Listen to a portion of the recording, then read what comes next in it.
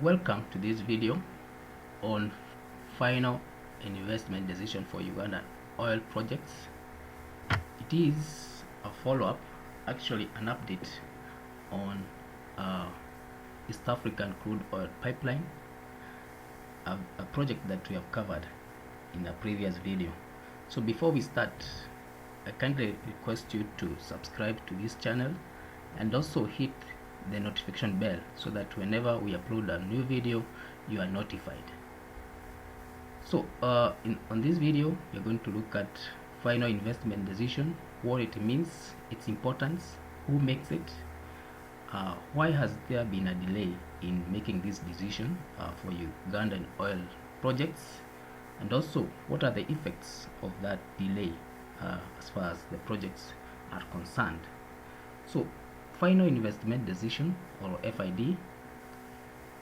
So for any project, or for any project that involves joint ventures, as in the case of Ugandan oil, there is massive planning that is done on these projects before the execution is done.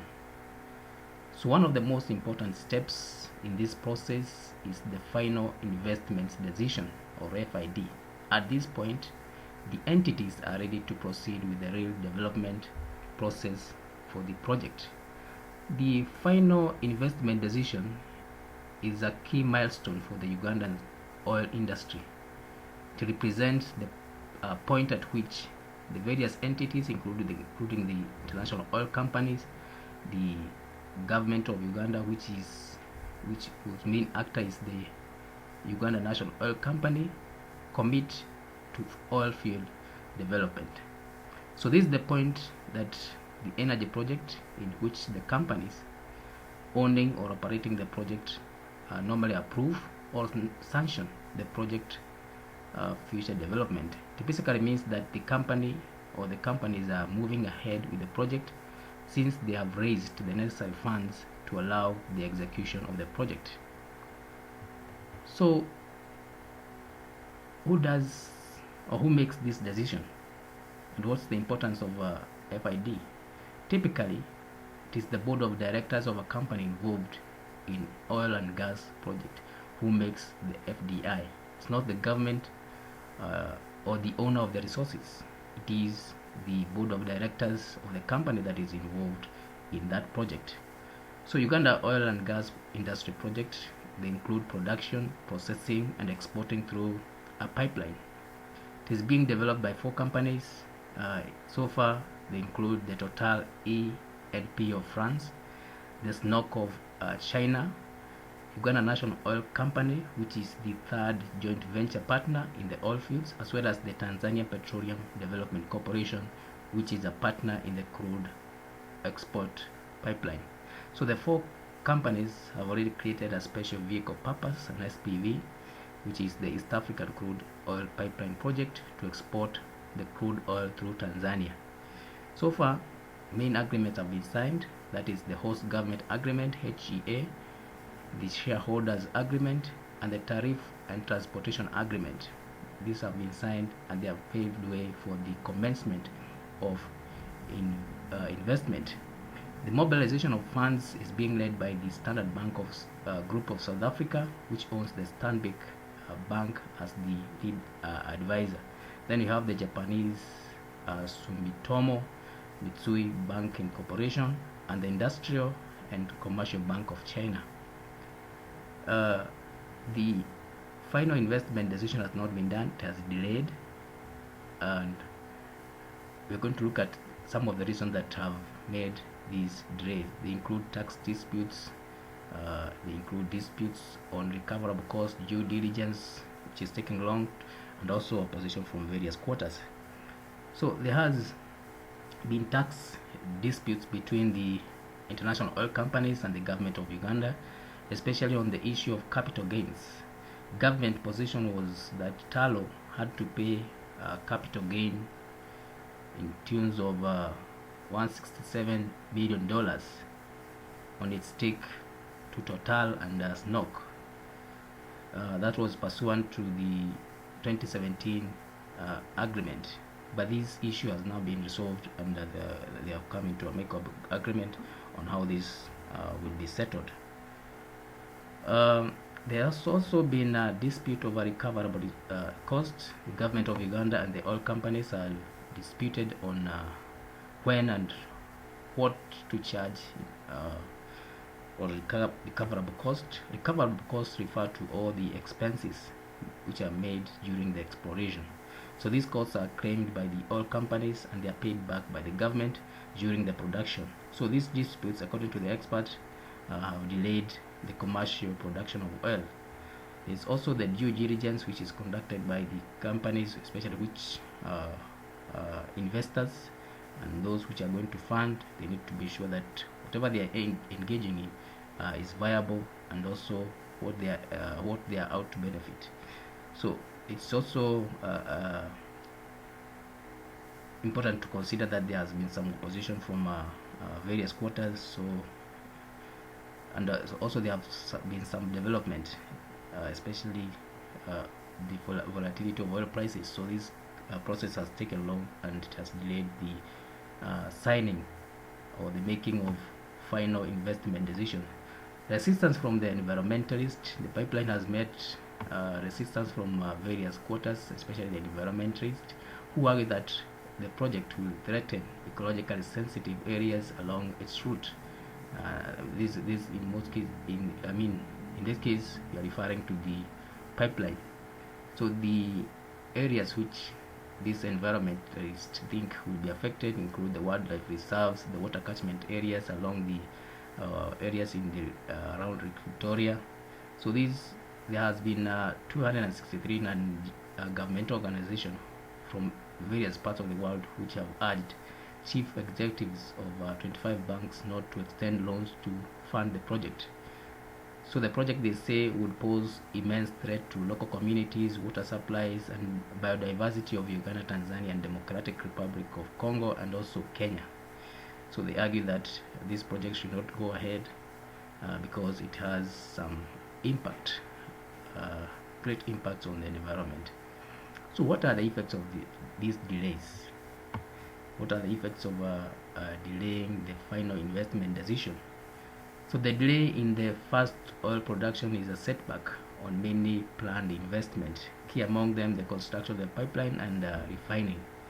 The pipeline is meant to help in the evacuation of oil from the oil fields to the port of Tanga for overseas markets, and also the refinery is meant to satisfy the domestic demand and also to cushion Uganda against the impact of fluctuation in global oil prices. So when this decision is delayed, it is affecting these two projects. They cannot commence until that decision is made, and the benefits which are supposed to be accrued out of that are also will also not come on time. So the delays in the pipeline in making decision is delaying the pipeline, and with that effect it is bound to affect the project benefits which are supposed to be accrued by Uganda and Tanzania, such as promotion of local content, building of new infrastructure, the logistics, the transfer of technology, and the enhancement of a central corridor between Uganda and Tanzania. So it was also supposed to create jobs, especially during the construction period. So these benefits have not, are also delayed when the investment decision is delayed. Similarly, the delay will also affect the project which are meant to contribute to economic gains for the Ugandans, such as construction of the oil refinery and the creation of jobs, which many are expecting, and also the economic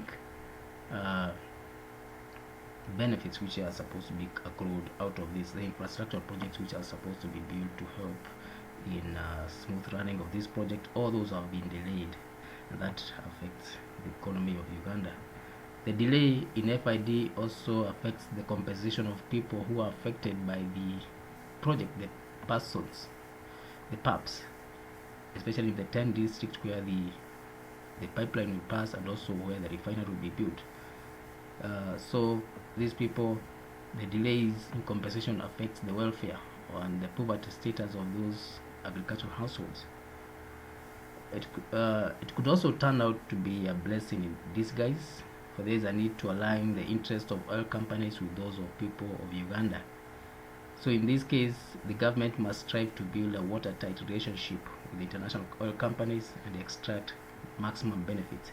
Remember, all these stakeholders are into it to maximize their benefits. So the delay probably is giving the government and also other stakeholders time to look at some of the plans and also ensure that everyone gets the best out of these investments. Remember, there has also been an issue that was raised by the Climate Initiative organization, where it pointed out that the Ugandan oil might not be economically viable. So the parties are given time to look on some of the plans and also to look on how developments are influencing the project and what they are to gain out of this project.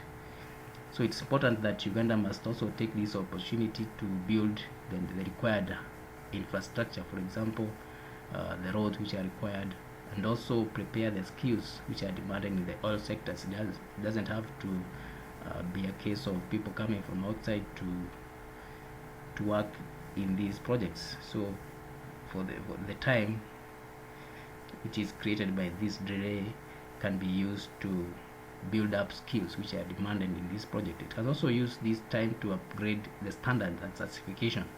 It can create meaningful mergers to raise the required capital and also develop a strong extractive sector fiscal regime.